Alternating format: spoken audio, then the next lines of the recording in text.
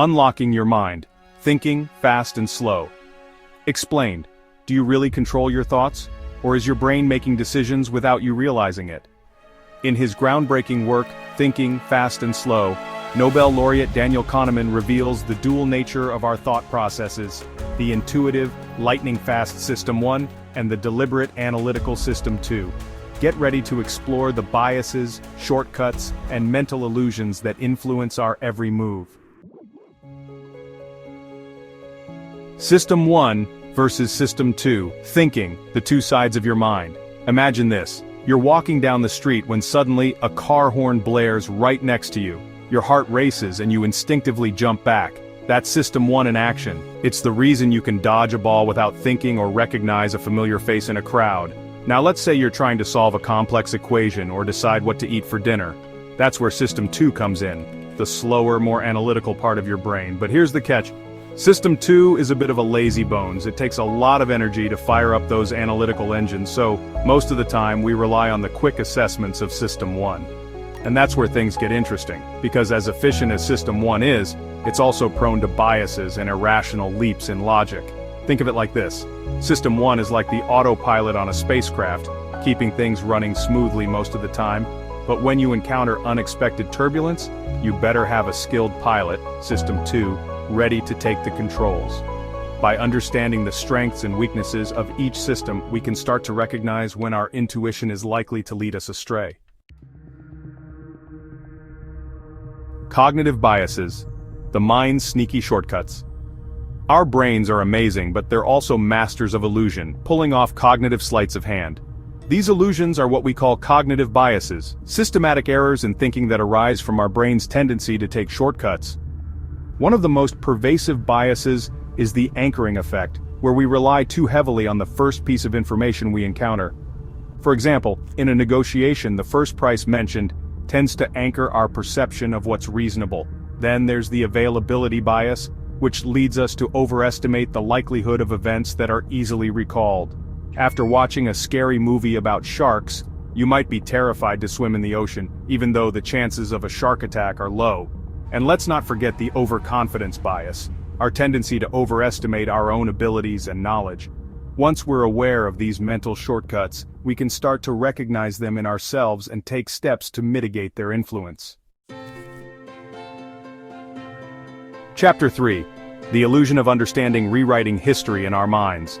We humans crave explanations for why things happen, seeking patterns and narratives even in random events. But our desire for coherence can lead us astray, causing us to see order where none exists. This is the essence of the illusion of understanding, the belief that we comprehend the past better than we actually do.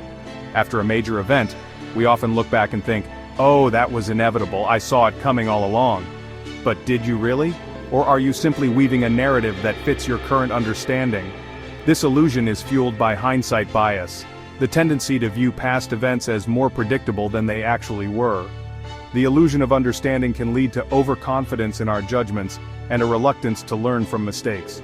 So the next time you find yourself crafting a neat narrative about the past, remember, history is messy and full of surprises.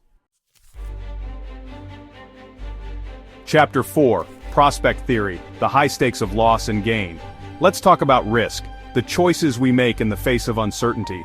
Humans aren't exactly rational when it comes to weighing potential losses and gains. We're wired to feel the sting of a loss far more acutely than the joy of an equivalent gain. This asymmetry is at the heart of prospect theory, a key idea in behavioral economics. Imagine you're offered a bet with a 50-50 chance of winning or losing $100. Most people would say no because the pain of losing looms larger than the pleasure of winning. This aversion to loss explains why we cling to losing investments or stay in dead-end jobs. Prospect theory also reveals that we're more willing to take risks to avoid a loss than to achieve a gain. Understanding prospect theory can help us make more informed decisions in all areas of life.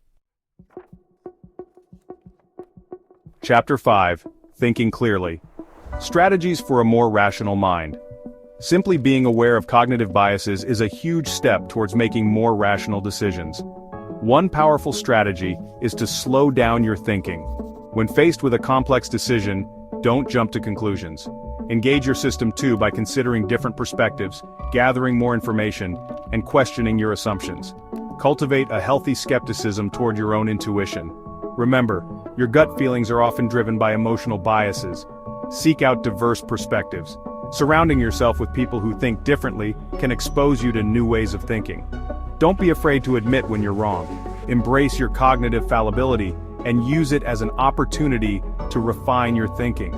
Thinking rationally isn't about becoming a cold, calculating machine. It's about harnessing the power of both System 1 and System 2 to make the best decisions possible. So the next time you face a tough decision, remember these strategies and think clearly. Unlocking your mind. The journey continues.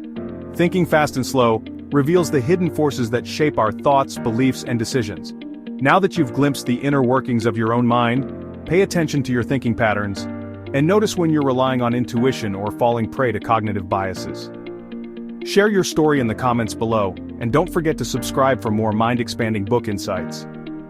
Until next time, keep exploring the universe, both within and beyond yourself.